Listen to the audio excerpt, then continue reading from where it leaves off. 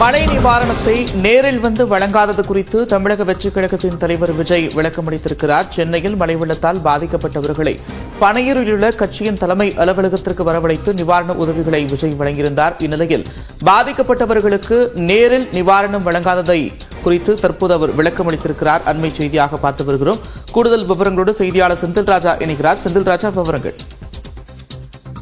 நந்தா, சென்னை மழை வெள்ளத்தால் பாதிக்கப்பட்ட மத்திய சென்னையில் இருக்கக்கூடிய டிபி சத்திரம் பகுதியிலிருந்து 300 குடும்பங்களை நேரில் வரவழைத்து அந்த நிவாரணங்களை வழங்கி வருகிறார் விஜய்.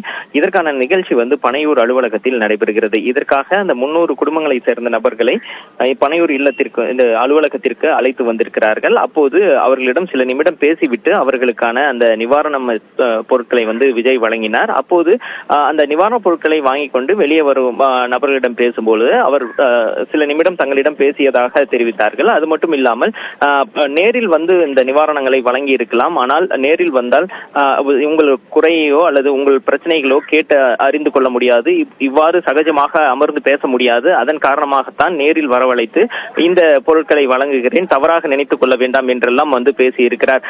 குறிப்பாக 300 குடும்பங்களுக்கு முதல் கட்டமாக சென்னையில் இருக்கக்கூடிய அந்த பாதிக்கப்பட்ட மக்களுக்கு இந்த நிவாரண பொருட்களை வழங்கி விஜய் தற்போது அவர்களிடம் பேசியிருக்கிறார். நந்தா,